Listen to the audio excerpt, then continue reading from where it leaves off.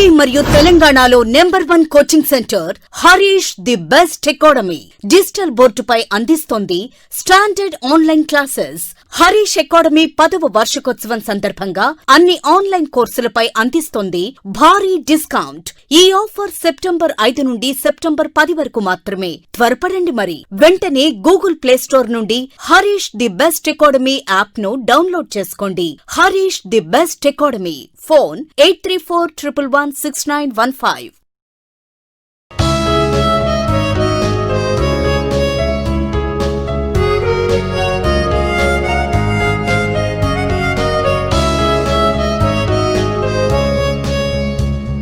Hi friends, welcome to Harish academy. ముందుగా ప్రతి అభ్యర్థికి కూడా పేరు పేరున ధన్యవాదాలు. చాలామంది కామెంట్ చేశారు, చాలామంది పర్సనల్ మెసేజ్ పెట్టారు, happy teachers day Praveen sir అని చెప్పేసి. ప్రతి ఒక్కరికి కూడా ఇదే వేదికగా ధన్యవాదాలు చెప్తున్నాను. మరియు సెప్టెంబర్ 5 జాతీయ ఉపాధ్యాయ దినోత్సవం. ఒక గొప్ప వ్యక్తి, మహనీయుడు సర్వేపల్లి రాధాకృష్ణన్ గారు, భారతదేశ తొలి ఉపరాష్ట్రపతి, 2వ రాష్ట్రపతి, తన యొక్క జన్మదినమైన సెప్టెంబర్ 5ని జాతీయ ఉపాధ్యాయ దినోత్సవంగా జరుపుతూ ప్రతి గురువుని కూడా, ప్రతి ఉపాధ్యాయుని కూడా స్మరిస్తూ మనం జరుపుకునే ఒక అద్భుతమైన పండుగ. ఈరోజు చిన్నతనం నుండే మన యొక్క తప్పులను సరిదిద్దుతూ మన యొక్క విజయానికి చేరువ చేసే ప్రతి ఒక్క ఉపాధ్యాయునికి కూడా అంకితం. మరియు ప్రతి ఒక్క శిష్యుని యొక్క విజయాన్ని కూడా తన విజయంగా భావించే ప్రతి గురువుకి కూడా పేరు పేరున ధన్యవాదాలు మరియు పేరు పేరున కూడా హ్యాపీ టీచర్స్ డే చెప్తున్నాను.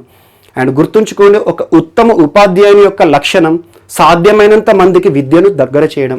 సో ప్రస్తుతం ఉన్న పరిస్థితుల కాలంలో, కరోనా పరిస్థితుల కాలంలో విద్యా వ్యవస్థకి చాలామంది దూరం అవుతున్నారు. అలా ప్రతి వ్యక్తికి కూడా సాధ్యమైనంత వరకు కూడా విద్యను అందించే ప్రయత్నం ప్రతి ఒక్కరు కూడా చేయాలి.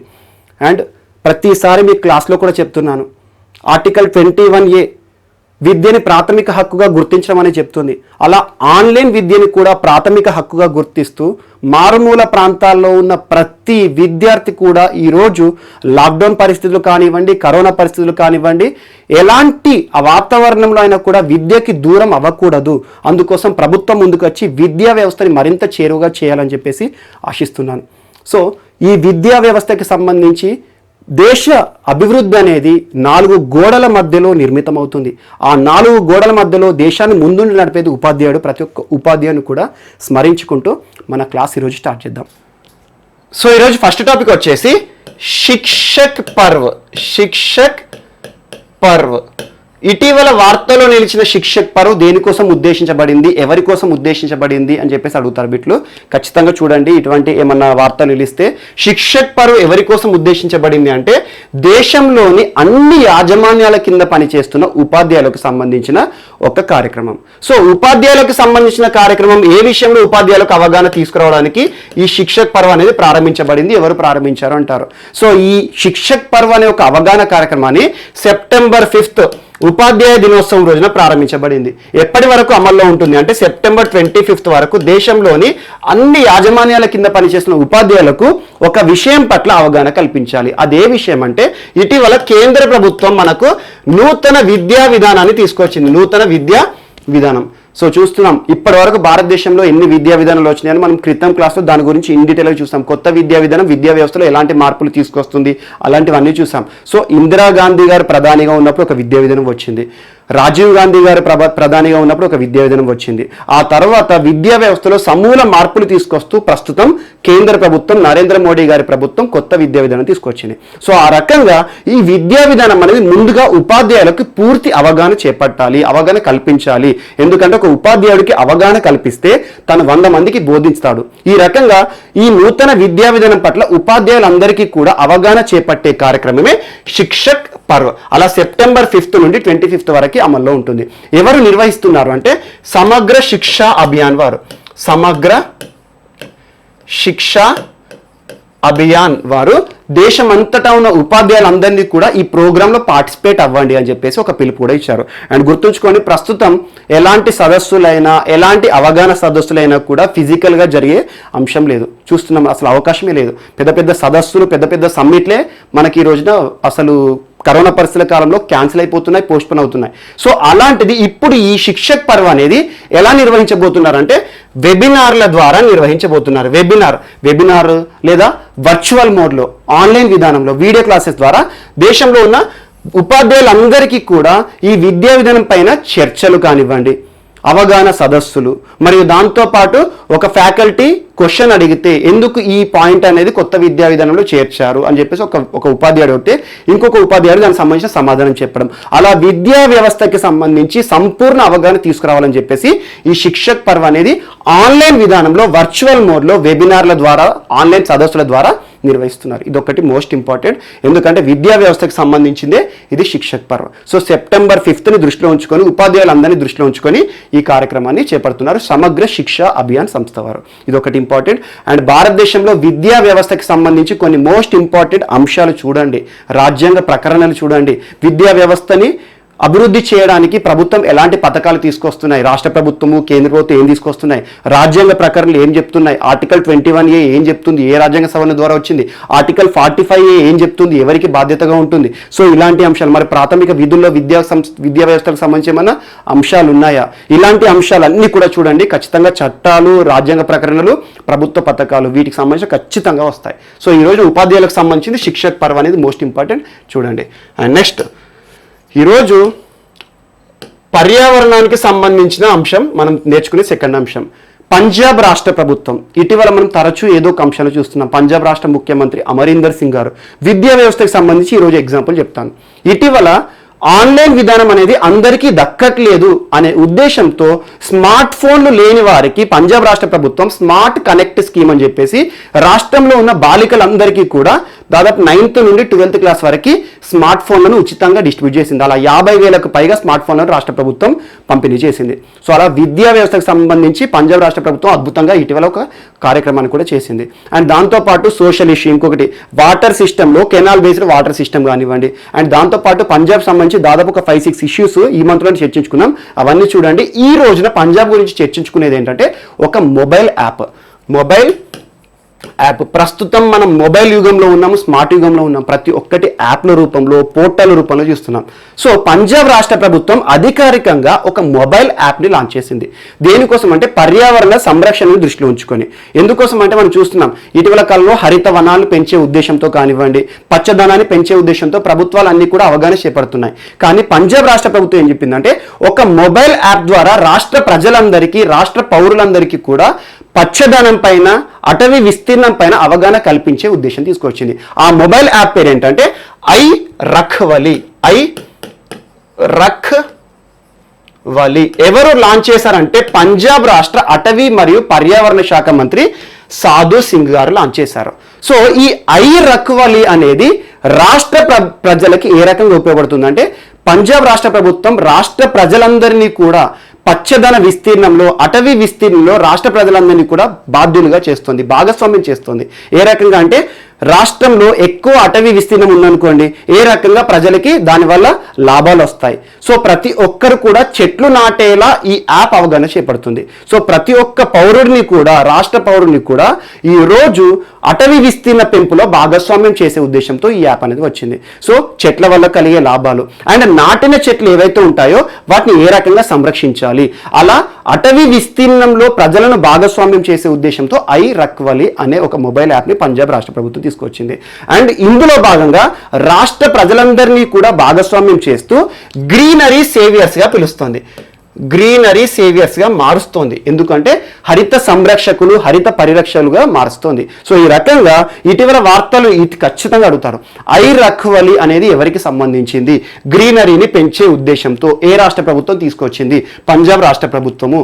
ఏ రకంగా అంటే గ్రీనరీ సేవియర్స్గా రాష్ట్ర పౌరులందరినీ కూడా మార్చే ఉద్దేశంతో, అలా అటవీ విస్తీర్ణంలో రాష్ట్ర ప్రజలందరినీ కూడా భాగస్వామ్యం చేసే ఉద్దేశంతో ప్రారంభించింది. అండ్ నెక్స్ట్ ఇటీవల మనం చూస్తున్నాం చైనాకి సంబంధించిన యాప్ల పైన నిషేధం జరుగుతోంది. 59 యాప్స్ మొదటి విడతగా కేంద్ర ప్రభుత్వం బ్యాన్ చేసింది. ఎందుకు? భారతదేశ శాంతి భద్రతల సమస్య ఐటీ యాక్ట్ సెక్షన్ 69A ఆధారంగా శాంతి భద్రతల అంశం చూపించేసి మన భారతదేశ శాంతి భద్రతలకు అవరోధంగా ఉన్న యాప్లపైన నిషేధం విధించింది. ఇటీవల కాలంలో కూడా చూసాం మనం 118 యాప్లను నిషేధించడం జరిగింది. సో అలా భారతదేశము చైనాకి సంబంధించి ఆర్థిక పరంగా దెబ్బ కొట్టడానికి మరియు సాఫ్ట్వేర్ పరంగా దెబ్బ కొట్టడానికి చాలా యాప్లను కూడా ఈరోజు నిషేధిస్తుంది. అందులో భాగంగా మిలిటరీ వాళ్ళు ఇంకొక స్టెప్ అడ్వాన్స్గా వచ్చారు.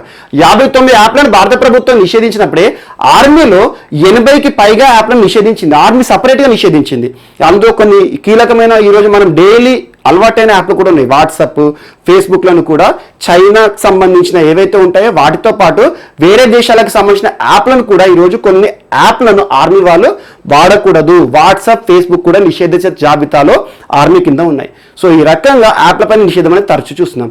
ఈ రోజున పబ్జీ గేమ్ గురించి మన అందరికీ తెలుసు. దేశం అంతా కూడా చాలా మంది ఫోన్లలో కూడా స్టేటస్ పెట్టుకుని ఉంటారు. ఎందుకంటే పబ్జీ అనేది మోస్ట్ అడిక్టెడ్ గేమ్. సో యువతని చాలా మందిని కూడా కొన్ని గంటల పాటు ఆ గేమ్ ముందర కూర్చునేలా చేసింది. ఒక గ్రూప్లో ఆడుకుంటారు, ఇంకా అలా ఒక టీం తయారై ఆడుతూ ఉంటారు. సో అలా పబ్జీ అనేది ఈరోజు భారతదేశంలో లేదు. సో పబ్జీ ప్లేస్ ఏదైతే ఉందో యువత అందరూ కూడా అడిక్ట్ అయిన వాళ్ళు ఈరోజు మానసికంగా కూడా కృంగిపోతున్నారు. మనం చూస్తున్నాం చాలా మంది. సో అలాంటి గేమ్కి ప్రత్యామ్నాయంగా ఈరోజు పూర్తి స్వదేశీ టెక్నాలజీతో, స్వదేశీ వ్యక్తితో మన భారతదేశానికి సంబంధించిన ఒక కీలకమైన వ్యక్తి అక్షయ్ కుమార్ గారు, బాలీవుడ్ అగ్రనటుడు అక్షయ్ కుమార్ చాలా చారిటీల్లో కానివ్వండి, మొన్న ఎన్నికల ముందు ప్రధాని మోడీ గారిని పర్సనల్గా ఇంటర్వ్యూ చేయడం కానివ్వండి, చాలా విషయాలు ఇటీవల కాలంలో కూడా కొన్ని ప్రపంచ ప్రఖ్యాతిగాంచిన ర్యాంకింగ్ విషయంలో అక్షయ్ కుమార్ గారు 52nd ప్లేస్ అని తన గురించి చాలా నేర్చుకున్నాం మనం. సో అక్షయ్ కుమార్ గారు చారిటీ విషయంలో కూడా చాలా వరకు ఫస్ట్ ఉంటాడు. ఆర్మీ జవాన్లకు విషయం సంబంధించి చారిటీ చాలా చేస్తాడు. ప్రస్తుతం కరోనా పరిస్థితుల కాలంలో కూడా తను చారిటీ విషయంలో ముందుకు వచ్చాడు. కేరళలో వరదలు వచ్చినప్పుడు చాలా విషయాల్లో చారిటీల్లో కూడా ముందుంటాడు అక్షయ్ కుమార్ గారు.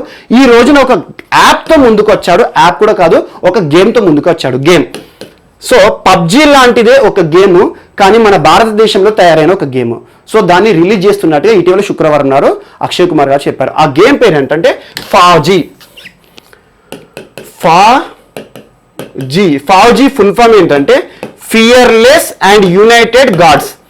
ఫియర్లెస్ అండ్ యునైటెడ్ గాడ్స్ అనే పేరుతో ఫాజీ అనే గేమ్ ఇటీవల ఎవరి ఆధ్వర్యంలో ఆవిష్కరణకి ముందుకు రాబోతుంది అంటారు. సో అక్షయ్ కుమార్ గారు తీసుకొస్తున్న ఒక గేమ్. సో అలా భారత జవాన్ల గురించి కూడా, భారత జవాన్ల త్యాగాలను గురించి కూడా ఈ గేమ్లో ఒక మెసేజ్ కూడా ఇస్తారంట. సో అలా సేమ్ పబ్జీ లాగానే ఉంటుంది, కానీ మన సైన్యానికి సంబంధించి అవగాహన కార్యక్రమాలు కానివ్వండి, మరియు సైన్యానికి సంబంధించి ఏ రకంగా అమర జవాన్లుగా మిగిలిపోతున్నారు, ఏ రకంగా వారి త్యాగాలను కూడా యువతకి తెలిసే ఉద్దేశంతో ఫాజీ అనే గేమ్ని తీసుకొస్తున్నానని చెప్పేసి అక్షయ్ కుమార్ గారు చెప్పారు. సో దీనికి సంబంధించిన కాంట్రవర్సీలు కూడా అవుతున్నాయి, ఎందుకంటే కొన్ని కాపీ చేశారని అవి ఇవి. బట్ ఎక్కడైనా ఏది చేసినా కాంట్రవర్సీ అనేది ఏ విషయంలోనే కామనే. సో అవన్నీ పక్కన పెడితే ఈరోజు ఫాజీ అనే గేమ్ను ఎవరు తీసుకొస్తున్నారంటే అక్షయ్ కుమార్ గారు. అండ్ గుర్తుంచుకోండి, ఈ గేమ్ ద్వారా ఎప్పుడైనా చూడండి, ఏదైనా గేమ్ కానీ యాప్లు కానీ ఇన్స్టాల్ చేసుకుంటే ఇన్కమ్ అనేది జనరేట్ అవుతుంది. పెద్ద పెద్ద కంపెనీలే ఉంటాయి. సో అలా ఒక గేమ్లో కొన్ని బుల్లెట్లు కొనుక్కోవడం అని, తుపాకులు కొనుక్కోవడం అని అలా ఉంటాయి. సో అలా ఈ గేమ్ ద్వారా వచ్చిన ఆదాయంలో 20% ఈరోజు ఎవరికి ఇస్తున్నాడంటే భారత్ కే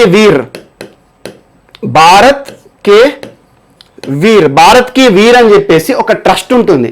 సైన్యానికి సంబంధించి చారిటీ చేసే ఒక సంస్థ ఉంటుంది. భారత్ కి వీర్ అనే ఒక ట్రస్ట్కి ఈ గేమ్ ద్వారా సంపాదించిన తను ఏదైతే సంపద ఉంటుందో ఆ సంపదలో 20% కూడా ఇస్తానని చెప్పేసి చెప్పాడు అక్షయ్ కుమార్. సో అలా స్వదేశీ టెక్నాలజీ మన భారతదేశం ఇటీవల కాలంలో కేంద్ర ప్రభుత్వం కానివ్వండి, మరియు నరేంద్ర మోడీ గారు యాప్ ఇన్నోవేషన్ ఛాలెంజ్ అని వేశారు, మన వాళ్ళు తయారు చేయండి అని చెప్పేసి. అలా చైనా యాప్లపైన, వేరే దేశాల యాప్లపైన ఆధారపడేందుకు మనమే తయారు చేసుకుందాం అని చెప్పారు. అందులో భాగంగా ఇది కూడా చూడండి, ఫాజీ, FAUG, అక్షయ్ కుమార్ గారి గేమ్ ఒకటి ఇది. అండ్ నెక్స్ట్ ఈరోజు Indra navy 2020. So Indra navy అనేవి సైనిక విన్యాసాలు, నావికా సైనిక విన్యాసాలు. ఏ దేశాల మధ్యలో జరిగే నావికా సైనిక విన్యాసాలు అంటారు. ప్రస్తుతం జరిగినవి 11వ ఇంద్రా నావికా సైనిక విన్యాసాలు. సో ఏ రెండు దేశాల మధ్యలో అంటే రష్యాకి భారత్కి మధ్యలో జరిగే naval exercises. So naval exercise ఏంటండి, ఏ దేశానికైనా కూడా త్రివిధ దళాలు ఉంటాయి, ఆర్మీ మరియు నేవీ. మరియు మనకి నావీ వచ్చేసేసి ఎలా ఉంటాయి, army, air force, navy. Navy అంటే ఏంటంటే వాటర్లో ఉంటాయి. సో త్రివిధ దళాల్లో చూడండి, ల్యాండ్ టెరిటరీ ఏదైతే ఉంటుందో భూభాగాన్ని సంరక్షించే వాళ్ళు ఆర్మీ అధికారులు. అలా వాయుసేన, ఎయిర్ ఫోర్స్, మనకి గాల్లో నుండి శత్రు దేశాలకు సంబంధించి బార్డర్లో పర్యవేక్షణ వేసేవారు ఎయిర్ ఫోర్స్.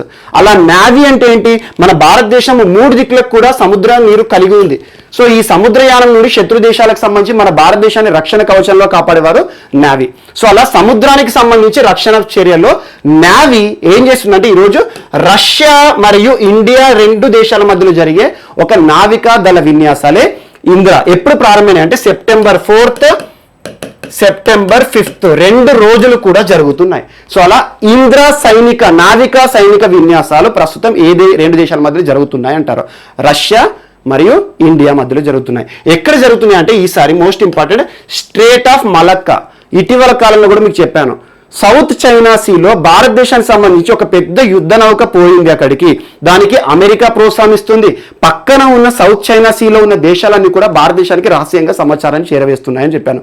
దాంతోపాటు మలక్కా ప్రాంతంలోకి చైనా నుండి రావాల్సిన పెద్ద పెద్ద నౌకలు, యుద్ధ నౌకలు ఏవైతే ఉంటాయో వాటిని రాకుండా అడ్డుగా భారతదేశానికి సంబంధించిన యుద్ధ నౌకలు ఇక్కడ స్ట్రేట్ ఆఫ్ మలక్కా దగ్గర నిఘా పెడుతున్నాయి అని చెప్పాను. సో అలా స్ట్రేట్ ఆఫ్ మలక్కా ప్లేస్ ఏంటంటే మోస్ట్ ఇంపార్టెంట్. ఇక్కడ చూడండి, ఇండియా ఏదైతే ఉందో ఈ ప్రాంతంలో ఉంటుంది స్ట్రేట్ ఆఫ్ మలక్కా.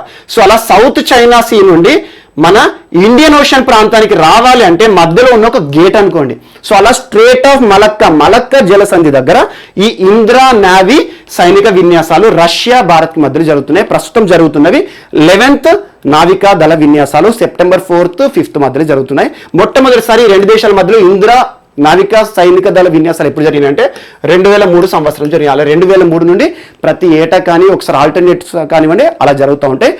ఇంద్రా అనే నావికా విన్యాసాలు 2 దేశాల మధ్యలో భాగమంటారు, ఇండియా మరియు రష్యా. సో ఇదొకటి కూడా మోస్ట్ ఇంపార్టెంట్. సో అలా స్ట్రేట్ ఆఫ్ మలక్కా మ్యాప్లో చూడండి, మలేషియాకి ఇండోనేషియాకి మధ్య భాగంలో ఉంటుంది స్ట్రేట్ ఆఫ్ మలక్కా. ఇండియన్ ఓషన్ని సౌత్ చైనా సీకి మధ్యలో కలపడానికి ఈ మధ్యలో భాగం అనేది ఇంపార్టెంట్. ఇదొకటి కూడా చూడండి. అండ్ నెక్స్ట్ దీంతో పాటు కొన్ని రెగ్యులర్గా మనకు వార్తలు తెలుస్తున్నాయి. కొన్ని మోస్ట్ ఇంపార్టెంట్ గ్రూప్స్ కానివ్వండి, క్వాడ్ గ్రూప్ ఏ దేశాల మధ్యలో ఉన్నాయి, ప్రస్తుతం క్వాడ్కి సంబంధించి ఎలాంటి అంశాలు ఉన్నాయి. సో క్వాడ్ గ్రూపింగ్ గురించి మీకు క్రితం క్లాస్లో మొత్తం చెప్పాను. ఇండియా, జపాన్, యుఎస్, ఆస్ట్రేలియా దేశాల గురించి, వాటి గురించి కానివ్వండి, ఇలాంటి అంశాలు ఏమైనా కనబడితే మనం చూడండి.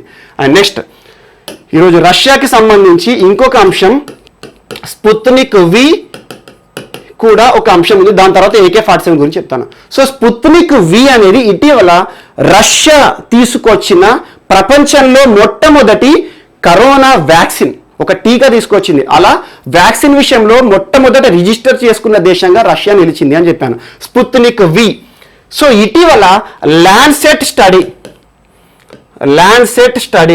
స్టడీ అంటే చాలా ప్రపంచంలోనే అతిపెద్ద పరిశోధన సంస్థ. ల్యాన్సెట్ స్టడీ ఒక జర్నల్ రిలీజ్ చేసింది. ఆ ల్యాన్సెట్ స్టడీలో ఏం చెప్పిందంటే స్పుత్నిక్ వీకి సంబంధించి కొన్ని అంశాలు చెప్పింది.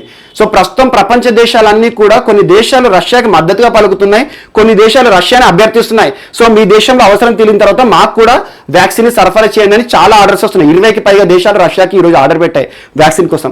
కొన్ని దేశాలు, అమెరికా లాంటి దేశం ఏంటంటే అసలు క్లినికల్ ట్రయల్సే లేకుండా ఏ రకంగా రిలీజ్ చేస్తున్నారు అని చెప్పేసి, క్లినికల్ ట్రయల్స్ కాలేదు, అదంతా కూడా నమ్మశక్యం కాదని చెప్పేసి కొన్ని దేశాలు, యూకే లాంటి దేశం కానీ అమెరికా లాంటి దేశం కూడా రష్యాని తప్పుపడుతున్నాయి. సో ఇలాంటి పరిస్థితిలో స్పుత్నిక్ వీకి సంబంధించి క్లినికల్ ట్రయల్స్ ముగిశాయి. అందులోని ఇంకొక అంశం ఏంటంటే ఈ స్పుత్నిక్ వి ఎవరిపైన అయితే స్టడీ చేశారో, ఒక మనకి ఎనిమల్ స్టడీ కానీ కొంతమంది పైలట్ బేసిస్గా, క్లినికల్ ట్రయల్స్ అంటే ఏంటి, మార్కెట్లోకి రిలీజ్ కాకముందు పరిశోధన చేస్తారు కొంతమంది వ్యక్తులపైన.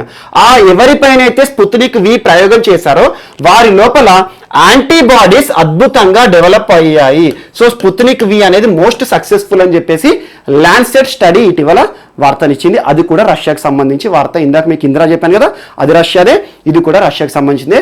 మోస్ట్ ఇంపార్టెంట్ ఇటీవల ల్యాన్సెట్ స్టడీ స్పుత్నిక్ వీకి సంబంధించి వ్యాక్సిన్ ఎందుకు వేస్తారంటే మన శరీరం లోపల ఇమ్యునలాజికల్ మెమరీ డెవలప్ చేయాలి. ఇమ్యునలాజికల్ మెమరీ అంటే ఏంటి, బయట నుండి వచ్చే ప్యాథోజన్ ఏదైతే ఉంటుందో ఆ ప్యాథోజన్ మరోసారి వస్తే దాన్ని ఢీకొనే శక్తి, దాన్ని ఢీకొనే జ్ఞానం అనేది ఇమ్యూనిటీ పరంగా ఉంటుంది, ఇమ్యునలాజికల్ మెమరీ అంటారు. అలా యాంటీబాడీస్ శరీరంలో డెవలప్ అయితే ఆ ప్యాథోజన్ ఏదైతే ఉందో బయట నుండి వచ్చే బాహ్య ప్రపంచం నుండి మన శరీరంలోకి ప్రవేశించే ఆ వైరస్ కానీ బ్యాక్టీరియా కానీ మన పైన ప్రభావం చూపించదు. అలా యాంటీబాడీస్ అనేవి శరీరంలో అద్భుతంగా ఉంటున్నాయి. ఈ స్పుత్నిక్వి ఎవరిపైన అయితే ప్రయోగం జరిగిందో అని చెప్పేసి చెప్పడం జరిగింది. ఇది ఒకటి కూడా ఇంపార్టెంట్.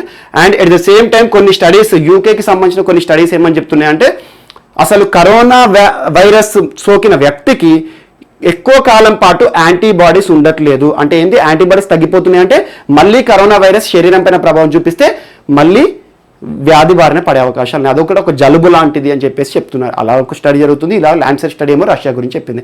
అండ్ ఇటీవల AK-47 సంబంధించి కూడా ఇటీవల ఒక అంశం నిలిచింది. AK-47 ఏంటంటే మనం రష్యా నుండి ఇంపోర్ట్ చేసుకుంటున్నాం. దాదాపు మన ఆర్మీ జవాన్లకు 7.7 లక్షల AK-47 తుపాకుల ఉపయోగం అనేది ఉంది. సో అంత అవసరం ఉంది. సో అందులో భాగంగా ఇటీవల రక్షణ శాఖ మంత్రి రాజ్నాథ్ సింగ్ గారు రష్యా పర్యటన చేశారు. ఎట్ ద సేమ్ టైం ఇక్కడ ఇందిరా జరుగుతోంది, రష్యా పర్యటన చేశారు 2 రోజుల పాటు. అలాంటి టైంలో ఏమవుతుందంటే ఈ రష్యాకి భారత్కి మధ్యలో ఒక ఒప్పందం జరిగింది. భారత్కి ఇప్పటివరకు రష్యా ఎగుమతి చేస్తున్న AK-47 అన్నింటినీ కూడా 1 లక్ష మాత్రం మేము ఎక్స్పోర్ట్ చేస్తాము, మీరు ఇంపోర్ట్ చేసుకోండి, మిగతావన్నీ కూడా భారతదేశంలోనే తయారు చేసే విధంగా చేద్దామని చెప్పేసి ఒక ఒప్పందం కూడా జరిగింది. ఇది ఒకటి కూడా ఇంపార్టెంట్. అండ్ ఇటీవల కవకాజ్ 2020 నుండి భారతదేశం వైదొలిగింది. అది కూడా రష్యాకి సంబంధించిన అంశమే. మనం దీని గురించి క్రితం క్లాస్లో చూసాము. అది కూడా ఇక్కడ యాడ్ చేసుకోండి. ఓకే, AK-47 భారత్లో తయారీ అవుతాయని చెప్పేసి ఇటీవల వార్తలు నిలిచింది. అండ్ నెక్స్ట్ ఇటీవల ఢిల్లీ IITకి సంబంధించిన ఒక స్టార్టప్ కంపెనీ, స్టార్టప్ అంటే అంకుర పరిశ్రమ, ఐఐటీల కింద చాలా స్టార్టప్ కంపెనీలు ఉంటాయి. హైదరాబాద్ బేస్డ్గా ఉండే స్టార్టప్ కంపెనీ గురించి మనం క్రితం చూసాం. కరోనా పరిస్థితుల కాలంలో ఏం తయారు చేస్తున్నారని. IIT మద్రాస్ గురించి చూసాం. సో ఈ రోజు Delhi IIT, Indian institute of technology Delhi startup company, ఆ కంపెనీ పేరు ఏంటంటే చక్ర ఇన్నోవేషన్ అనే ఒక స్టార్టప్ కంపెనీ ఒక పరికరాన్ని తయారు చేసింది కరోనాకి సంబంధించి. ఆ పరికరం పేరు ఏంటంటే చక్ర డీకోవి, CHAKRDECOV, చక్ర డీకోవి అంటే ఏంటంటే ఇది ఓజోన్ ఆధారితంగా డీకంటామినేషన్ చేస్తుంది. దేన్ని డీకంటామినేషన్ చేస్తుంది? వైరస్ని. సో వైరస్ సంబంధించి మనం రెగ్యులర్గా మాస్కులను వాడుతున్నాం. N95 మాస్కులు లాంటివి వాడతారు చాలా మంది. ఇటీవల N95 విషయంలో కూడా కొంత వివాదం వచ్చింది. ఆ వాళ్ళు ఉన్నాయి సురక్షితం కాదని చెప్పేసి, మళ్ళీ తర్వాత సురక్షితం అని చెప్పేసి వచ్చినాయి. సో N95 మాస్కులు ఏవైతే ఉన్నాయో చాలా మంది రెగ్యులర్గా వాడతాం. సో దానికంటూ కూడా కొంత సమయం ఉంటుంది. కానీ N95 మాస్కులు ఏంటంటే వాషబుల్ కాదు, వాష్ చేస్తే కొంచెం దాని యొక్క డిగ్రేడేషన్ అనేది ఉంటుంది అని చెప్పేసి అన్నారు. సో అలా N95 మాస్కులని శుభ్రత చేసే విధంలో వాటి విషయంలో మళ్ళీ వాటిని డీశానిటైజేషన్ కానీ డీకంటామినేషన్ చేయాలి. ఎందుకంటే మనకు ఏదైతే ఉంటుందో మన శరీరానికి తాకింది కాబట్టి చాలా రోజుల నుండి దానికి స్వెట్ కానీ ఇలాంటి అంశాల ఆధారంగా వాటిని శుభ్రం చేసే ఉద్దేశంతో ఒక పరికరాన్ని తయారు చేశారు. ఇది ఏంటంటే చక్ర డీకోవి అంటే వైరస్ కానీ లేకపోతే మన దానికి N95 మాస్క్ ఏదైతే ఉంటుందో దానికి పట్టిన మలినాలు ఉంటాయి కదా, వాటిని అన్నింటినీ కూడా శుభ్రం చేసే ఉద్దేశంతో ఒక పరికరాన్ని చేశారు. ఈ పరికరం ద్వారా ఏంటంటే N95 మాస్క్ని కనీసం ఒక 10 నుండి 20 సార్లు శుభ్రం చేసుకొని మళ్ళీ వాడుకోవచ్చు. సో రీయూజబుల్గా చేసుకోవచ్చు. అలా N95 శుభ్రం చేసే ఒక పరికరం వార్తలు నిలిచింది. చక్ర ఇన్నోవేషన్ స్టార్టప్ కంపెనీ వారు IIT ఢిల్లీ వారి ఆధ్వర్యంలో పరిచయం జరిగింది.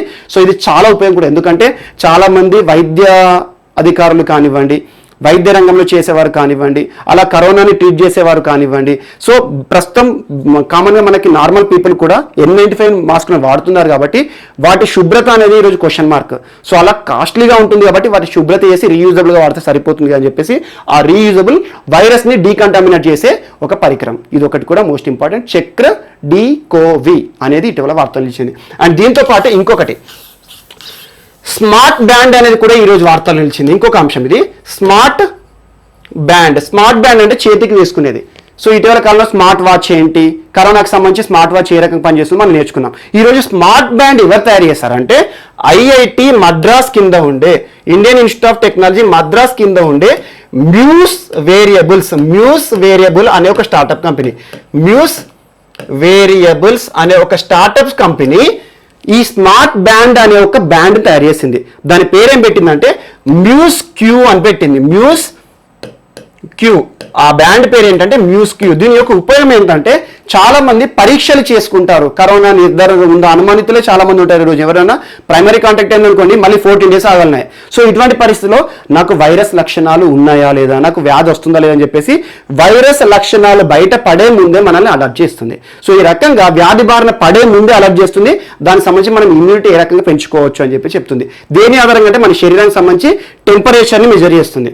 అట్ ద సేమ్ టైం మన పల్స్ రేటు మరియు రెస్పిరేటరీ రేట్ ఇలాంటి అంశాల ఆధారంగా అబ్నార్మాలిటీ కనబడదు అనుకోండి, ఈ స్మార్ట్ వాచ్ ఏదైతే ఉంటుందో, స్మార్ట్ బ్యాండ్ ఏదైతే ఉంటుందో, ఆ మ్యూస్ క్యూ అనే పరికరం చేతికి బిడిగించింది ఏదైతే ఉంటుందో అది మన శరీరానికి సంబంధించి ఫిజియలాజికల్ కండిషన్స్ మెజర్ చేసి మనల్ని అలర్ట్ చేస్తుంది. సో మీలో అబ్నార్మాలిటీ కనబడుతుంది అని చెప్పేసి వ్యాధి నిర్ధారితం కాకముందే మనకి ప్రికాషన్ అనేది ఇస్తుంది. సో దీని ఆధారంగా మనం ఇంకొక స్టెప్ ముందుకేసేసి దానికి సంబంధించి ఏ రకంగా దాన్ని డిఫెండ్ చేయాలి, వ్యాధి వచ్చిన ఏ రకంగా ఉండాలి, ఇమ్యూనిటీ పెంచే ఆహార పదార్థాలు తీసుకోవడం కానీ ఉంటుందని చెప్పేసి మ్యూస్ క్యూ అనే ఒక స్మార్ట్ బ్యాండ్ ని తయారు చేసింది మ్యూస్ వేరియబుల్స్ ఐఐటి మద్రాస్ కింద ఉండే స్టార్ట్అప్ కంపెనీ.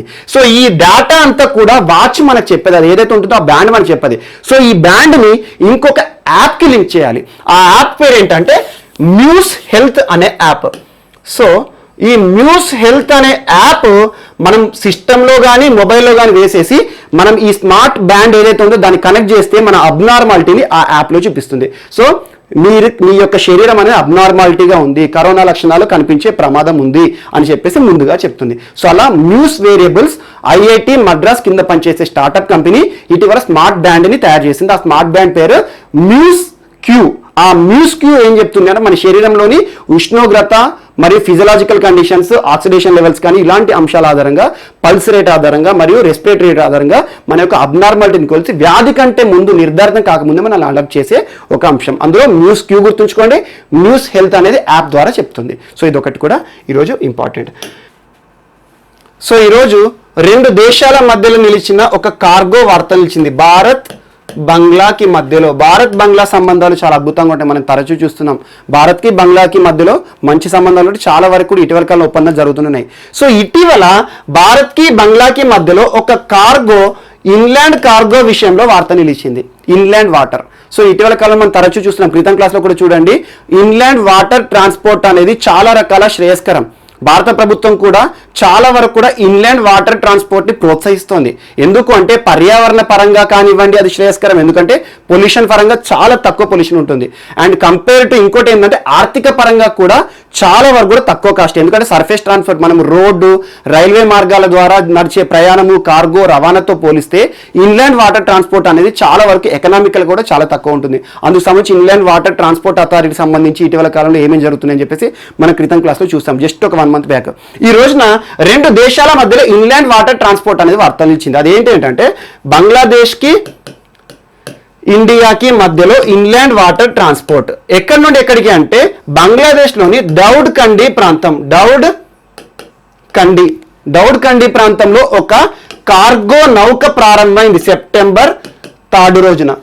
అలా దౌడ్ కండి ప్రాంతంలో ప్రారంభమై భారతదేశంలోని త్రిపుర రాష్ట్రంలో ఉన్న సోనామురా ప్రాంతానికి, సోనామురా పోర్టుకి నదీ ఆధారితంగా దాదాపు 93 కిలోమీటర్ల ఇన్లాండ్ వాటర్ రవాణా అనేది ఈ రోజున వార్తలోకి ఎక్కింది. సో దీనికి సంబంధించి ఆ నౌక పేరు ఏంటంటే ఎంబీ ప్రీమియర్ అనే ఒక నౌక సెప్టెంబర్ 3న ప్రారంభమై భారత్కి చేరుకోవడమైంది. సో ఇందులో భాగంగా ఇప్పటివరకు ఇన్లాండ్ వాటర్ ఏదైతే ఉంటుందో నదీ ఆధారిత రవాణా వ్యవస్థ భారతదేశంలో మనం చూస్తున్నాం.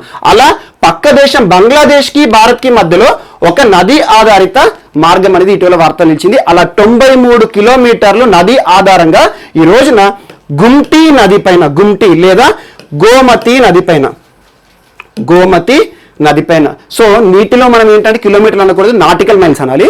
అండ్ ఇటీవల కాలంలో బంగ్లాకి మరియు భారత్కి మధ్యలో ఒక కార్గో సర్వీస్ ప్రారంభమైంది. ఏ 2 ప్రాంతాలను కలుపుతూ అని వార్తలుతారు. అదేంటంటే బంగ్లాదేశ్లోని దౌడ్ కండి ప్రాంతం నుండి ఇండియాలోని త్రిపుర రాష్ట్రంలో ఉన్న సోనామురా ప్రాంతానికి సంబంధించిన ఒక కార్గో సర్వీస్ అనేది ఇటీవల ప్రారంభమైంది. ఇది ఎందులో భాగంగా అంటే భారత్కి బంగ్లాకి మధ్యలో 1972 నుండి దాదాపు ఇన్లాండ్ వాటర్ ట్రాన్స్పోర్ట్ విషయంలో చాలా ఒప్పందాలు జరుగుతున్నాయి 1972 నుండి. సో ఇటీవల protocol for inland water trade transit లో భాగంగా ఈ సర్వీస్ అనేది ప్రారంభం జరిగింది. అండ్ ఇంకోటి ఏంటంటే ఈ మొత్తం అంశాన్ని కూడా నియంత్రణ చేసే సంస్థ ఏంటంటే Bangla inland water transport authority, Bangladesh inland water transport authority పర్యవేక్షణలో ఈ కార్గో సర్వీసెస్ అనేవి నడుస్తాయని చెప్పేసి ఒక సర్వీస్ అనేది ఇటీవల బంగ్లాదేశ్కి భారత్కి మధ్యలో ప్రారంభమైంది. సో మోస్ట్ ఇంపార్టెంట్ దౌడ్ కండి ప్రాంతం నుండి త్రిపురలోని సోనామురా ప్రాంతానికి. అండ్ ఇటీవల కాలంలో కూడా చూసాం మనం, భారత్లోని 2 రాష్ట్రాలకి ఒక నౌక ప్రవేశించాలి అంటే వయా బంగ్లాదేశ్ నుండి పోయిన నౌక గురించి కూడా మనం నేర్చుకున్నాం. సో ఇది ఒకటి కూడా ఈరోజు బంగ్లాకి భారత్కి మధ్యలో ఒక నౌక కార్గోకి సంబంధించి, కార్గో సర్వీస్ సంబంధించి, కార్గో అంటే ఏంటంటే గూడ్స్ ట్రాన్స్పోర్ట్. సో అలా ట్రాన్స్పోర్ట్ విషయంలో ఒక నౌక వార్తలు నిలిచింది. అలా 2 ప్రాంతాలను కూడా గుర్తుంచుకోండి. అండ్ ఇంకొకటి నెక్స్ట్ ఈరోజు రైల్వేకి సంబంధించిన ఒక అంశం, రైల్వే. సో ఇది వార్తాపత్రికలు కనబడింది, కాకపోతే ఇండియన్ రైల్వేస్ వారు ప్రచురించారు. అదేంటంటే ప్రయాణికులకు సంబంధించి. కాకపోతే అందులో మనకి ఏంటంటే కరెంట్ అఫైర్స్ పరంగా కాకుండా కూడా జీకే పరంగా మోస్ట్ ఇంపార్టెంట్ బిట్ ఇది. భారతదేశంలో వివేక్ ఎక్స్ప్రెస్ అనేది ఏ 2 ప్రాంతాల మధ్యలో ప్రయాణించే రైలు మార్గం అంటారు. సో అలా వివేక్ ఎక్స్ప్రెస్ అనేది తమిళనాడు ప్రాంతంలో ప్రారంభమవుతుంది, కన్యాకుమారి నుండి అస్సాంలోని డిబ్రూగఢ్ ప్రాంతం వరకు ప్రయాణించే సుదూరమైన ఒక రైల్వే మార్గం. సో అలా దాదాపు 4273 కిలోమీటర్లు ప్రయాణం ఉంటుంది. సో ఈ రకంగా ఈ కన్యాకుమారి నుండి ప్రారంభమయ్యే ఈ ట్రైన్ అస్సాం వరకు ప్రయాణించే ఈ ట్రైన్ పేరు ఏంటంటే వివేక్ ఎక్స్ప్రెస్.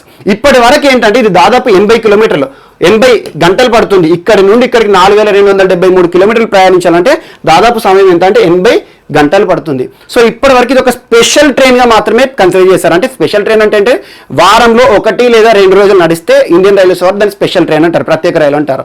సో ఈ స్పెషల్ ట్రైన్ కాస్త డైలీ ట్రైన్గా మార్చారు. సో ఈ డైలీ ట్రైన్ స్పెషల్ ట్రైన్ మనకు అవసరం లేదు. కాకపోతే ఎగ్జామ్లో అడిగేది ఏంటంటే భారతదేశంలో అత్యంత దూరమైన రైల్వే మార్గం ఏది అంటారు. సో అలా వివేక్ ఎక్స్ప్రెస్ కన్యాకుమారి నుండి డిబ్రూగఢ్ వరకు ఉంటుంది. అలా 4273 కిలోమీటర్లు, 80 గంటల పాటు ప్రయాణం అనేది ఉంటుంది. సో ఇది ఒకటి కూడా ఇంపార్టెంట్. వివేక్ ఎక్స్ప్రెస్ అనేది స్టాక్ జీకే పరంగా ఇంపార్టెంట్. ఏ 2 ప్రాంతాలకు మధ్యలో నడిచే ట్రైన్ పేరు వివేక్ ఎక్స్ప్రెస్ అంటారు, ఎందుకంటే చాలా దూరం ప్రయాణిస్తుంది కాబట్టి ఇది ఒకటి మనకి ఇంపార్టెంట్. అండ్ నెక్స్ట్ ఈరోజు అస్సాం రైఫిల్స్ వార్తలు నిలిచినాయి. అస్సాం రైఫిల్స్. సో మనం నిన్నటి క్లాస్లో చూసాం వికాస్ బెటాలియన్ అంటే ఏంటి, లేకపోతే ఎస్టాబ్లిష్మెంట్ 22 అంటే ఏంటి, 22 ఫోర్స్ అంటే ఏంటని మనం నిన్న క్లాస్లో చూసాం. అండ్ తరచూ బిఎస్ఎఫ్ గురించి కానివ్వండి, సిఆర్పిఎఫ్ గురించి కానివ్వండి, ఇటీవల కాలంలో చారు సిన్హా గారు సిఆర్పిఎఫ్ గురించి చూసాం శ్రీనగర్ సెక్టార్లో. అలా ఇటీవల ఆర్మీకి సంబంధించి రక్షణ బలగాల గురించి తరచూ ఏదో ఒక అంశం వార్తల్లో ఉంటుంది.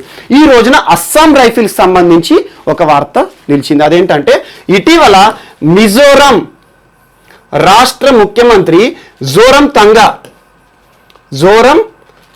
మిజోరం రాష్ట్ర ముఖ్యమంత్రి ఇటీవల కాలంలో మిజోరం గురించి మనం చూసిన అంశం ఏంటంటే జోరం ఫుడ్ ప్రాసెసింగ్ పార్క్ అని చెప్పేసి. జోరం ఫుడ్ ప్రాసెసింగ్ పార్క్ భారతదేశంలోనే అత్యంత పెద్ద పార్క్ అని ఈశాన్య రాష్ట్రాల్లో ఏర్పడిందని చెప్పి చూసాము. అలా ఇటీవల కాలంలో మిజోరాం గురించి కొన్ని అంశాలు నిలుస్తాయి. అందులో మోస్ట్ ఇంపార్టెంట్ అంటే మిజోరాం రాష్ట్ర ముఖ్యమంత్రి జోరంతంగా గారు ఇటీవల కేంద్ర ప్రభుత్వానికి ఒక లేఖ రాశారు. దేని గురించి అంటే అస్సాం రైఫిల్స్కి సంబంధించి. ఆ అంశం ఏంటంటే కేంద్ర ప్రభుత్వాన్ని అభ్యర్థించారు.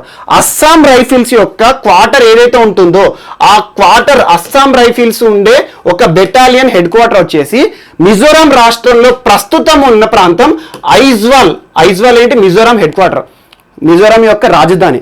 ఐజ్వాల్ నుండి జోకాసంగ్ ప్రాంతానికి షిఫ్ట్ చేయమని అడిగారు.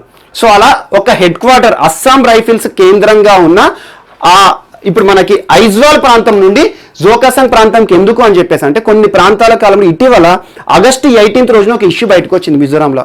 అదేంటంటే ఈ అస్సాం రైఫిల్స్ సంబంధించి దాదాపు 15 మంది జవాన్లు ఈ లాక్డౌన్ కాలానికి సంబంధించి ప్రభుత్వానికి సంబంధించి ఏవైతే ఉంటాయో ఉత్తర్వులు వాటిని పక్కన పెట్టడం అని చెప్పేసి కొన్ని వివాదాలు వచ్చినాయి.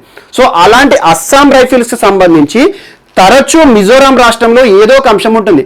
1988 కాలంలోనే మిజో నేషనల్ ఫ్రంట్ ఈ అంశాన్ని ప్రస్తావించింది. ఈ అస్సాం రైఫిల్స్ స్థావరం ఏదైతే ఉంటుందో ఆ స్థావరాన్ని పేరు మార్చండి అని చెప్పి, పేరు మార్చండి కాదు, ఆ స్థానాన్ని మార్చండి, ఒక ప్రాంతం నుండి ఒక ప్రాంతానికి హెడ్ క్వార్టర్ని మార్చండి అని చెప్పేసి తరచూ ఏదో ఒక అంశం ఉంటుంది. ఇటీవల కేంద్ర ప్రభుత్వాన్ని ముఖ్యమంత్రి గారు అభ్యర్థించారు.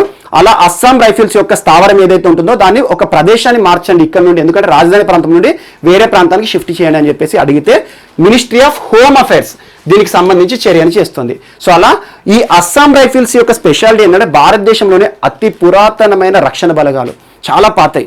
బ్రిటిష్ కాలంలోనే ప్రారంభమైన అస్సాం రైఫిల్స్ 1835 1835లో మనకి క్యాచర్ లెవీగా ప్రారంభమైంది, క్యాచర్ లెవీ. ఆ తర్వాత 1917 1917లో అస్సాం రైఫిల్స్ అని చెప్పేసి పేరు మార్చుకోవడం జరిగింది. ఈశాన్య రాష్ట్ర ప్రాంతాలు ఏవైతే ఉంటాయో, ఈశాన్య భారతదేశంలో ఈశాన్య రాష్ట్రాలకి సంబంధించి సంరక్షణ చేయడం మొత్తం కూడా ఇక్కడ అస్సాం రైఫిల్స్ అనేవి కీలకంగా ఉంటాయి. అలా రక్షణ బలగాల్లో ఇదొక టీం. మనకి బిఎస్ఎఫ్ కానీ సిఆర్పిఎఫ్ కానివ్వండి, అలా ఇటీవల కాలంలో మనం వికాస్ బెటాలియన్ అని చెప్పేసి అలా చూసుకున్నాం కదా, అలాంటిది ఒక Assam rifles.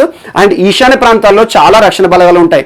Armed forces special powers act 1958 దాని విషయంలో కూడా చాలా వరకు గొడవలు జరుగుతూ ఉంటాయి. ఎందుకంటే మణిపూర్ ఉక్కు మహిళ అంటాం మనం, ఇరోమ్ షర్మిల కొన్నేళ్ల పాటు సుదీర్ఘ పోరాటం armed forces special powers act కి సంబంధించి దానికి వ్యతిరేకంగా చేయడం జరిగింది. సో అలాంటి అంశాలు కానివ్వండి, అలా అస్సాం రైఫిల్స్ అనేవి రక్షణ బలగంలో ఒక బలగం. అండ్ గుర్తుంచుకోండి, వీటి యొక్క అడ్మినిస్ట్రేషన్ అంతా కూడా మినిస్ట్రీ ఆఫ్ హోమ్ అఫైర్స్ లో ఉంటుంది, కేంద్ర హోంశాఖ పరిధిలో ఉంటుంది అడ్మినిస్ట్రేషన్. కాబట్టి వీటి యొక్క స్థావరం ఏదైతే ఉందో అస్సాం రైఫిల్స్ యొక్క 46th బెటాలియన్ ఏదైతే ఉంటుందో దాని యొక్క హెడ్ క్వార్టర్ వచ్చేసి ఈ రోజు ఐజ్వాల్ నుండి జోకాసంగ్ ప్రాంతానికి మారుస్తున్నట్టుగా హోమ్ అఫైర్స్, అంటే పరిపాలన పరమైన అంశాల్లో హోమ్ అఫైర్స్ యాక్టివ్గా ఉంటుంది. కానీ వీటి యొక్క ఆపరేషన్ ఉంటుంది కదా, ఎగ్జాంపుల్ వీరు యుద్ధానికి సంబంధించి కానివ్వండి, సరిహద్దుల లోపల ఎలాంటి అంశాలు తీసుకోవాలి, ఏ రకంగా కాల్పులు జరపాలి, వీరికి సంబంధించిన ఆపరేషనల్ అంశాలన్నింటినీ కూడా తీసుకునే మంత్రిత్వ శాఖ ఏంటంటే మినిస్ట్రీ ఆఫ్ డిఫెన్స్. అలా 2 మంత్రిత్వ శాఖ పరిధిలో ఉంటుంది అస్సాం రైఫిల్స్. సో అలా అస్సాం రైఫిల్స్ సంబంధించి ఇటీవల వాటి యొక్క హెడ్ క్వార్టర్ వచ్చేసి ఆ స్థావరం యొక్క ఇప్పటివరకు ఐజ్వాల్ కేంద్రంగా పనిచేస్తున్నారు మిజోరాంలో. వాటి యొక్క స్థావరాన్ని వేరే ప్రాంతానికి షిఫ్ట్ చేస్తున్నట్టుగా మినిస్ట్రీ ఆఫ్ హోమ్ అఫైర్స్ వార్తలు నిలిచింది. ఇది ఒకటి కూడా ఇంపార్టెంట్.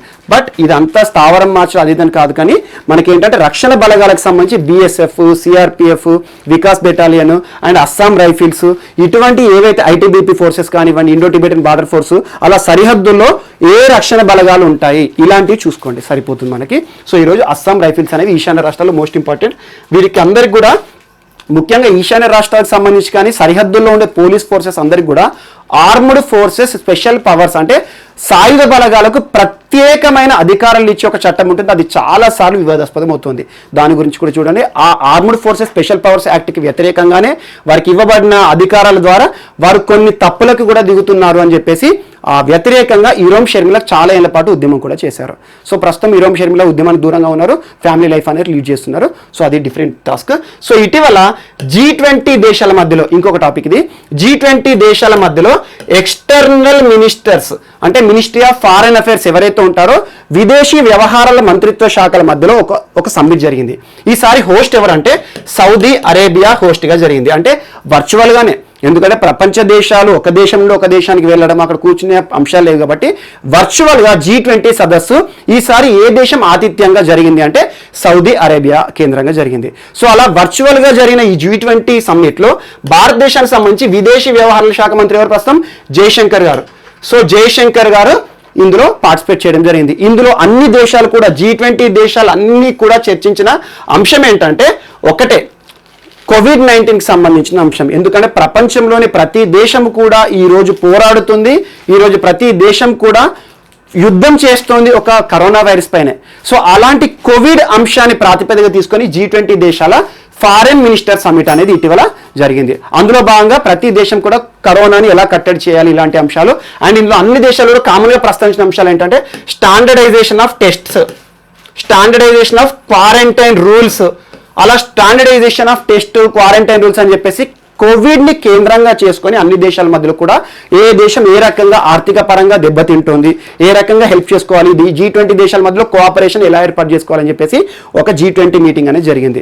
సో అలా G20 దేశాలు ఏమేమి ఉంటాయని చెప్పేసి ఎగ్జామ్లో బిట్ అడగవచ్చు అడగకపోవచ్చు. కాకపోతే G20 దేశాలు ఏమేమి ఉంటాయంటే Argentina, Australia, Brazil, Canada, China, European Union, EU European దేశాలన్నిటికీ కూడా కలిసిన ఒక కూటమి, మరియు France, Germany, India, Indonesia, Italy, Japan, Mexico, Russia and Saudi Arabia. ఈసారి సౌదీ అరేబియా హోస్ట్ దేశం. 2020కి ఫారెన్ అఫైర్స్ మినిస్టర్స్ ఎవరైతే ఉంటారో వారి సంబంధించిన సమ్మిట్కి సౌదీ అరేబియా హోస్ట్ చేసింది.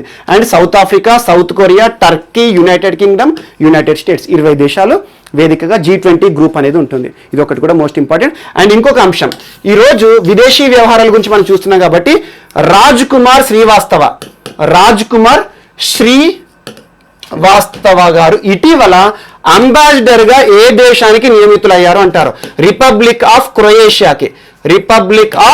క్రొయేషియా దేశానికి రాజ్ కుమార్ శ్రీవాస్తవ గారిని భారత ప్రభుత్వం నియమించింది. ఎందుకంటే మన విదేశీ ఒప్పందాల్లో భాగంగా ఒక దేశానికి మధ్యలో చాలా ఒప్పందాలు జరుగుతాయి కాబట్టి ఆ ఒప్పందాలు, ఆ MOUs ఏవైతే ఉంటాయో, మెమరాండమ్ ఆఫ్ అండర్స్టాండింగ్, రెండు దేశాల మధ్యలో కుదుర్చుకున్న ఒప్పంద అంశాలు ఏ రకంగా అమలవుతున్నాయి పర్యవేక్షణ చేయడానికి ఒక వ్యక్తి కావాలి. అలా వారి దేశంలో ఎగ్జాంపుల్ ఇండియా అమెరికా మధ్యలో ఒక ఒప్పందం జరిగితే అమెరికా నుండి ఒక ప్రతినిధి భారతదేశంలో ఉంటాడు, ఇండియా నుండి ఒక ప్రతినిధి అమెరికాలో ఉంటారు. అలా భారతదేశ ప్రతినిధులు ప్రతి దేశంలో కూడా ఆయా దేశాల్లో జరుగుతున్న వ్యవహారాల గురించి చూసుకుంటారు. అలా ఈరోజు రిపబ్లిక్ ఆఫ్ క్రొయేషియాకి అంబాసిడర్ గా ఎవరు నియమితులయ్యారంటే రాజ్ కుమార్ శ్రీవాస్తవ గారు. అండ్ అంబాసిడర్లు నియమించే అధికారం ఎవరు ఉంటుందంటే భారతదేశ ప్రథమ పౌరుడు రాష్ట్రపతి గారికి ఉంటుంది. అలా ఏ దేశానికైనా అంబాసిడర్ నియమించడం, కొన్ని దేశాల హై కమిషనర్ అంటాము. అలా కామన్వెల్త్ దేశానికి సంబంధించి కామన్వెల్త్ దేశాల్లో హై కమిషనర్ అంటాము. అండ్ భారతదేశానికి వేరే దేశం నుండి వచ్చే అంబాసిడర్స్ ఎవరైతే ఉంటారో వారు ముందుగా రాష్ట్రపతి ముందే తన యొక్క అప్పీల్ అనేది ఉంటుంది. సో తన ముందటనే తను రిపోర్ట్ చేసేసి తన యొక్క కార్యకలాపాలు చేయడం ఉంటుంది. అలా ఎంబసీస్ కానీ ఇవన్నీ కూడా విదేశీ వ్యవహారాల్లో భాగంగా ఉంటాయి. ఈరోజు రిపబ్లిక్ ఆఫ్ క్రొయేషియాకి నూతన అంబాసిడర్గా ఎవరు నియమితులయ్యారంటే 1997 IFS ఆఫీసర్ రాజ్ కుమార్ శ్రీవాస్తవ. ఎందుకంటే మనకు ఇండియన్ ఫారెన్ సర్వీసెస్ ఎవరైతే ఉంటారో విదేశీ వ్యవహారాలకు సంబంధించి అత్యున్నత పదవి IFS అధికారి. అలా IFS అధికారిని మనం ఫారెన్ అంబాసిడర్లు కానీ ఫారెన్ సెక్రటరీగా కానీ నియమిస్తారు. ఇది ఒకటి కూడా ఇంపార్టెంట్ ఈరోజు. అండ్ నెక్స్ట్ ఈరోజు కోరల్ రీఫ్స్కి సంబంధించి ఇటీవల క్వీన్స్లాండ్ యూనివర్సిటీ అనగానే గుర్తుపెట్టుకోండి ఏ దేశం అంటే ఆస్ట్రేలియా. క్వీన్స్లాండ్ యూనివర్సిటీ ఒక రిపోర్ట్ సబ్మిట్ చేసింది. అదేంటంటే కోరల్ ఐలాండ్స్ ఏవైతే ఉంటాయో, కోరల్ రీఫ్స్, మన సముద్రంలో కోరల్స్ ఉంటాయి, పగడపు దిబ్బలు అంటారు, ఒక్కొక్క ప్రాంతంలో ఒక్క రకంగా. ఇండియాలో కనుక చూస్తే మనకి లక్షద్వీపులు కోరల్ ఐలాండ్స్ అనేవి మనకి జీవం ఆధారంగా ఏర్పడతాయి. సో గ్రేట్ బ్యారియర్ రీఫ్ కానివ్వండి, ఇలాంటి అంశాలు కూడా మీకు స్టాక్ జీకే తెలిసే ఉంటుంది. సో కోరల్ విషయానికి వస్తే లైవ్ కోరల్స్ కి డెడ్ కోరల్స్ మధ్యలో ఒక అంశం గురించి క్వీన్స్లాండ్ యూనివర్సిటీ ప్రస్తావించింది. సో ఏవైతే కోరల్స్ జీవమున్న కోరల్స్ ఉంటాయో అవి మిగతా సముద్రంలో ఉండే జీవకోటికి అంత పెద్దగా ప్రయోజనం కావు. కానీ చనిపోయిన కోరల్స్ ఉంటాయి కదా, జీవం పోయిన కోరల్స్ ఏవైతే ఉంటాయో అవి క్రిప్టిక్ ఆర్గానిజమ్స్ యొక్క పెరుగుదలకి చాలా ఉపయోగపడతాయి. క్రిప్టిక్ ఆర్గానిజమ్స్ అంటే ఏంటంటే మనకి సముద్రంలో ఉండే, సముద్రం ఆధారంగా సీ ఎకో సిస్టంలో బతికే జీవులు.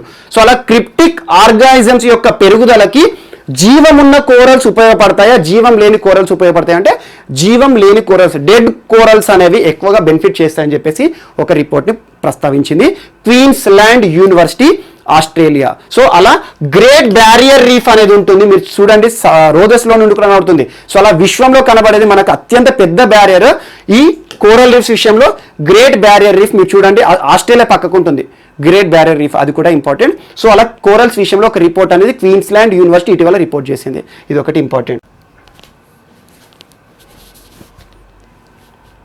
సో మన నెక్స్ట్ టాపిక్ వచ్చేసి ఈరోజు వార్తల్లో నిలిచిన ఒక పుస్తకం గురించి. తరచూ రోజు మనం 1 లేదా 2 పుస్తకాల గురించి నేర్చుకుంటున్నాం. కానీ ఖచ్చితంగా కాన్సన్ట్రేట్ చేయాల్సిన పుస్తకాలు, ప్రైమరీ ఇంపార్టెన్స్ ఇవ్వాల్సిన పుస్తకాలు ఏంటంటే మన సోషల్ ఇష్యూస్ ఏవైతే ఉంటాయో, సామాజిక సమస్యల ఇతివృత్తంగా వస్తున్న పుస్తకాలు ఏవైతే ఉంటాయో వాటి గురించి ఫస్ట్ ప్రియారిటీ ఇవ్వండి. సో సామాజిక సమస్యల ఇతివృత్తంగా వస్తున్న రూపుదిద్దుకున్న పుస్తకాలు ఏవైతే ఉంటాయో వాటి గురించి ఎగ్జామ్స్లో తరచూ అడుగుతారు. సో ఈరోజు మనకు వార్తల్లో నిలిచిన పుస్తకం ఏంటంటే చిన్నారులకు సంబంధించిన ఒక పుస్తకం, చిన్నారులకు సంబంధించి, సో చిల్డ్రన్స్ సంబంధించి. సో ఆ పుస్తకం పేరు ఏంటంటే the state of child in India అనే ఒక పుస్తకం ఇటీవల వార్తలు నిలిచింది. ఆ పుస్తకాన్ని ఎవరు రూపొందించారంటే క్రచెస్ అనే సంస్థ రూపొందించిన పుస్తకం the state of young child in India. ఈ పుస్తకాన్ని ఎవరు ఆవిష్కరించారు అంటే ఆన్లైన్ విధానంలో ఆవిష్కరణ కార్యక్రమం జరిగింది. భారత ఉపరాష్ట్రపతి వెంకయ్య నాయుడు గారి చేతుల మీదుగా ఈ పుస్తకం యొక్క ఆవిష్కరణ కార్యక్రమం అనేది జరిగింది. సో ఈ పుస్తకం యొక్క ఇతివృత్తము మరియు పుస్తకాన్ని దృష్టిలో ఉంచుకొని ఆవిష్కరణ కార్యక్రమంలో ఉపరాష్ట్రపతి వెంకయ్య నాయుడు గారు చిన్నారులకు సంబంధించి కొన్ని సమస్యలను ప్రస్తావించారు. సో చిన్నతనంలోనే పౌష్టికాహారానికి దూరం అవుతున్న చిన్నారులు ఫ్యూచర్లో మానసిక పరమైన ప్రభావాన్ని ఎదుర్కొంటున్నారు. సో అలా మేధో సంపత్తి పెరగాలన్నా, మానసిక స్థైర్యం పెరగాలన్నా కూడా వారు చిన్నతనంలో తీసుకునే ఆహార పదార్థాలు కీలక పాత్ర పోషిస్తాయి. అలా ఈరోజు చిన్నతనంలోనే పౌష్టికాహారానికి చాలామంది చిన్నారులు దూరంగా ఉన్నారు. చాలా కారణాలు కావచ్చు.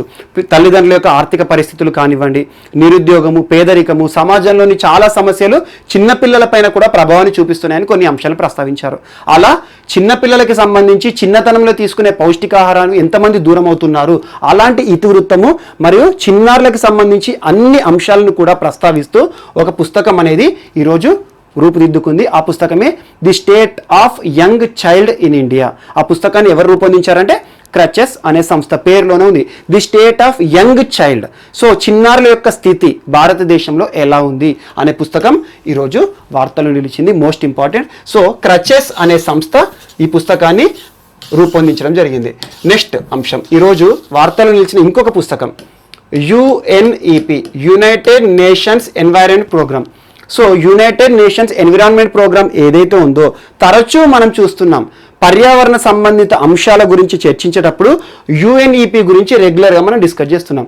యునైటెడ్ నేషన్స్ ఎన్విరాన్మెంట్ ప్రోగ్రామ్ అనేది పర్యావరణ సంబంధిత అంశాల పరంగా మనం తరచూ నేర్చుకుంటున్నాము. ఈరోజు యుఎన్ఈపి రూపొందించిన ఒక పుస్తకము the little book of green నడ్జెస్ అనే పుస్తకం వార్తలు నిలిచింది. ది లిటిల్ బుక్, చిన్న పుస్తకం, the little book of green నడ్జెస్ అనేది ఏ ఇతివృత్తంగా రూపుదిద్దుకున్న పుస్తకం అంటారు, ఎవరు దాన్ని రూపొందించారు అంటారు. యుఎన్ఈపి వారు రూపొందించిన పుస్తకము the little book of green నడ్జెస్. So greenery ఆధారంగా ప్రస్తుతం ప్రపంచానికి సంబంధించి పర్యావరణ పరంగా చాలా సమస్యలు వస్తున్నాయి. అలా మానవ ప్రమేయం ఆధారంగానే ఈరోజు పర్యావరణం అనేది దెబ్బతింటోంది. సో అలా ప్రతి పౌరుడు కూడా పర్యావరణ ప్రేమికుడుగా ఎలా ఉండాలి, పర్యావరణాన్ని ఏ రకంగా కాపాడాలి, మన లైవ్లీహుడ్ అనేది ఎకో ఫ్రెండ్లీగా ఏ రకంగా ఉండాలి, ఎన్వైరన్మెంట్ ఫ్రెండ్లీగా జీవితాన్ని ఎలా కొనసాగించాలని చెప్పేసి ఈ పుస్తకంలో పర్యావరణాన్ని పరిరక్షించే విధంగా మన యొక్క జీవన విధానం ఏ రకంగా ఉండబోతోంది అని చెప్పేసి, ఏ రకంగా మనం కొన్ని పద్ధతులను పాటించాలని చెప్పేసి ఒక పుస్తకాన్ని తీసుకొచ్చారు. The little book of green నడ్జెస్ అనేది ఏ ఇతివృత్తంగా అంటే ఎకో ఫ్రెండ్లీ లైఫ్ని ప్రతి ఒక్క పౌరుడు కూడా ఈరోజు వారి జీవితంలో భాగంగా చేసుకోవాలి, అలా పర్యావరణ పరంగా మనం కాపాడాలి తప్పితే పర్యావరణాన్ని నాశనం చేయకూడదు మానవుడు అనే ఇతివృత్తంగా సాగిన పుస్తకం. అండ్ ఈ పుస్తకాన్ని ఎవరు ఆవిష్కరించారు, ఎవరు లాంచ్ చేశారు, లేదా ఎవరు రూపొందించారు అంటే UNEP, united nations environment programme అనే ఒక సంస్థ. నెక్స్ట్ ఈరోజు ఇంకొక విద్యా సంబంధిత అంశం కూడా వార్తలు నిలిచింది. అదేంటంటే ఇంగ్లీష్ ప్రో అనే ఒక యాప్ ఈరోజు వార్తలు నిలిచింది. ఇంగ్లీష్ ప్రో, దీన్ని ఎవరు లాంచ్ చేశారంటే ప్రస్తుత భారత విద్యాశాఖ మంత్రి, కేంద్ర విద్యాశాఖ మంత్రి, ఒకప్పుడు హెచ్ఆర్డి మినిస్ట్రీ అనేవారు, ministry of human resources development, మానవ వనరుల అభివృద్ధి మంత్రిత్వ శాఖ ప్రస్తుతం విద్యాశాఖగా మారింది. సో అలా ప్రస్తుతం విద్యాశాఖ మంత్రి ఎవరు, కేంద్ర విద్యాశాఖ మంత్రి రమేష్ పోఖ్రియాల్ నిశాంక్ గారు ఈ యాప్ని లాంచ్ చేయడం జరిగింది. ఈ యాప్ ఇంగ్లీష్ ప్రో అనేది ఏ భాషకి సంబంధించింది అంటే ఇంగ్లీష్, ఆంగ్ల భాషకి సంబంధించి ఏ రకంగా పట్టు సాధించాలి, ఏ రకంగా ప్రొనౌన్సియేషన్ ఉండాలి అని చెప్పేసి ఇంగ్లీష్ భాషని సులభతరంగా నేర్చుకునే పద్ధతుల అంశంతో ఈ యాప్ అనేది వార్తలు నిలిచింది. ఈ యాప్ని ఎవరు రూపొందించారు అంటే ఒకటి Hyderabad central university, so Hyderabad కేంద్రీయ విశ్వవిద్యాలయం, మరియు ఈరోజు English and foreign languages university, English and foreign languages university, ఈ రెండు కూడా సంయుక్తంగా యూనివర్సిటీ సోషల్ రెస్పాన్సిబిలిటీ ప్రోగ్రాంలో భాగంగా ఈ యాప్ని రూపొందించడం జరిగింది. అలా ఇంగ్లీష్ ప్రో అనేది ఇంగ్లీష్ భాషపై పట్టు సంపాదించుకోవడానికి రూపొందించబడిన యాప్ ఎవరు లాంచ్ చేశారంటే కేంద్ర విద్యాశాఖ మంత్రి రమేష్ పోఖ్రియాల్ నిశాంక్ గారు లాంచ్ చేయడం జరిగింది. ఇదొకటి కూడా ఈరోజు important. And next national tribal research conclave అనే 2 రోజుల పాటు ఒక సదస్సు లేదా ఒక సమావేశం జరిగింది. నేషనల్ ట్రైబల్ రీసెర్చ్ కాన్క్లేవ్ ఏ మంత్రిత్వ శాఖ పరిధిలో అంటే మినిస్ట్రీ ఆఫ్ ట్రైబల్ అఫైర్స్, కేంద్ర గిరిజన వ్యవహారాల శాఖ మంత్రి ప్రస్తుతం ఎవరు అర్జున్ ముండా గారు ఈ సమావేశంలో పార్టిసిపేట్ చేయడం జరిగింది. దేనికోసం అంటే సెంటర్ ఆఫ్ ఎక్సలెన్స్ మరియు Indian institute of public affairs సంస్థ భాగస్వామ్యంతో ఇప్పటి వరకు గిరిజన మంత్రిత్వ శాఖ పరిధిలో వచ్చిన కార్యక్రమాలు ఏవైతే ఉంటాయో అవి ఏ రకంగా అమలు జరుగుతున్నాయి, వాటికి సంబంధించి శాస్త్రీయంగా ఏ రకంగా అమలు చేయాలని చెప్పేసి 2 రోజుల పాటు నేషనల్ ట్రైబల్ రీసెర్చ్ కాన్క్లేవ్ అనేది అర్జున్ ముండా గారి ఆధ్వర్యంలో జరిగింది. ఇది ఒకటి జస్ట్ ఎక్స్ట్రా పాయింట్ యాడ్ చేసుకోండి. అండ్ నెక్స్ట్ ఈరోజు ఐసిఐసిఐ బ్యాంక్కి సంబంధించిన ఒక అంశం, ఇటీవల ఐసిఐసిఐ బ్యాంక్ సంబంధించిన ఒక అంశం ఏం నేర్చుకున్నామంటే భారతదేశంలోనే మొట్టమొదటి బ్యాంకు శాటిలైట్ ఆధారంగా వ్యవసాయ రుణాలు ఇచ్చే బ్యాంకు. సో అలా ఎవరైనా వ్యవసాయ రైతు రుణాల కోసం అభ్యర్థించినప్పుడు శాటిలైట్ ఆధారంగా ఆ భూమి ఏ పంట పండుతుంది, సో దాని యొక్క మృత్తికలు ఏ రకానికి సంబంధించిన అలాంటి అన్ని అంశాలు కూడా సాయిల్ టైప్ అవన్నీ అంశాలు కూడా శాటిలైట్ ఆధారంగా ఈరోజు తీసుకొని రికార్డ్ చేసి ఆ వ్యవసాయ రైతుకి రుణాలు అనేవి మంజూరు చేసే బ్యాంకు ఐసిఐసిఐ బ్యాంక్. ఈరోజు ప్రస్తుతం మనకి కరోనా పరిస్థితుల కాలంలో ఎలాంటి ఎగ్జిబిషన్లు ప్రదర్శనశాలలు జరగట్లేదు. చాలా బ్యాంకులు చూడండి కొన్ని మేళాలు జరిపిస్తాయి, గృహ మేళా అని, వాహన మేళా అని. అంటే ఏం చేస్తాయి అక్కడ గృహ మేళా అంటే ఏంటంటే అన్ని కూడా డిస్ప్లే బోర్డ్స్ పెడతారు, గృహ నిర్మాణాలకు సంబంధించి లేఅవుట్ సంబంధించి రియల్ ఎస్టేట్ బిల్డర్స్ రావడం కానివ్వండి వారికి ఎక్స్ప్లెయిన్ చేయించడం అలా జరుగుతుంది. కానీ ప్రస్తుతం కరోనా పరిస్థితుల కాలంలో ఫిజికల్గా ఎలాంటి మేళాలు జరగట్లేదు. సో ఏం చేసింది హోమ్ ఉత్సవ్ అనే పేరుతో ఒక ఆన్లైన్ ఎగ్జిబిషన్ని ఇటీవల కండక్ట్ చేసింది. సో హోమ్ ఉత్సవ్ అంటే ఏంటంటే భారతదేశంలో ప్రముఖ రియల్ ఎస్టేట్ సంస్థలు రూపొందించిన గృహ నిర్మాణాలు ఏవైతే ఉంటాయో అలా ఆన్లైన్ విధానంలో ఐసిఐసిఐ బ్యాంక్ కస్టమర్లకి మరియు నాన్ కస్టమర్ల అందరికీ కూడా చూపించడం జరుగుతుంది. సో ముఖ్యంగా ఏ ప్రాంతాన్ని టార్గెట్ చేస్తూ అంటే పూణే మరియు బాంబే ప్రాంతాలకు సంబంధించి హోమ్ ఉత్సవ్ అనే కార్యక్రమం జరిగింది. అండ్ ఏం చేస్తారంటే ఇందులో కొన్ని ఇంపార్టెంట్ మంచి డిజైన్లు రకరకాల రియల్ ఎస్టేట్ బిల్డర్స్ ఉంటారు ఈ రోజున, అలా రియల్ ఎస్టేట్ డిజైన్స్ కానివ్వండి కొన్ని మంచి ఇండ్ల నిర్మాణాలను ఆన్లైన్ ఎగ్జిబిషన్ ద్వారా చూపిస్తే ఏమవుతుందంటే చాలా మంది వాటి పట్ల ఆసక్తిని చూపిస్తారు. సో ఎవరికైతే ఎలాంటి గృహం కావాలనిపిస్తుందో ఆ గృహం పట్ల ఈ బ్యాంకుని అప్రోచ్ అయ్యి వాళ్ళ నుండి రుణాలు పొందుతారు. సో అలా రుణాలను ఎంకరేజ్ చేయాలనే ఉద్దేశంతో ఈ మేళాలు జరుగుతాయి. సో మెయిన్ ఉద్దేశం ఏంటంటే రుణాలు ఇవ్వాలి, లోన్స్ అనేవి పబ్లిక్ ఇవ్వాలి. సో అలా లోన్స్ ఒక్కొక్క బ్యాంక్ ఎంత రుణాలు ఇస్తుందో ఆ రకంగానే బ్యాంక్ అనేది ఆధారపడి ఉంటుంది. కానీ నాన్ పర్ఫార్మింగ్ అసెట్స్ అన్నవి బ్యాంకులకి చాలా కీడు చేస్తాయి. ఎందుకంటే లోన్లు ఏవైతే ఇస్తారో అవి మళ్ళీ తిరిగి రానప్పుడు బ్యాంకులు అప్పులో కుప్పలకు పోతాయి. కానీ ఈరోజు హోమ్ ఉత్సవ్ అనే ఒక ఆన్లైన్ ఎగ్జిబిషన్ అనేది ఏ ఇతివృత్తంతో జరిగిందంటే రియల్ ఎస్టేట్ బిల్డర్స్ అందరూ కూడా వారి ప్లానింగ్స్ అన్నిటి కూడా ఆన్లైన్ విధానంలో చూపిస్తారు ఐసిఐసిఐ బ్యాంక్ కస్టమర్లకి నాన్ కస్టమర్. ఇది ఎందుకు చెప్తున్నా అంటే బ్యాంకింగ్ ఎగ్జామ్ ప్రిపేర్ అయ్యే వాళ్ళకి ఇలాంటి బిట్స్ అడుగుతారు. హోమ్ ఉత్సవ్ అనేది ఇటీవల ఏ బ్యాంక్ నిర్వహించింది, ఏ 2 ప్రాంతాలను కేంద్రీకృతం చేస్తూ జరిపింది, సో దేనికి సంబంధించింది అంటారు. ఇది ఒకటి కూడా important. And next Panneer Selvam Indian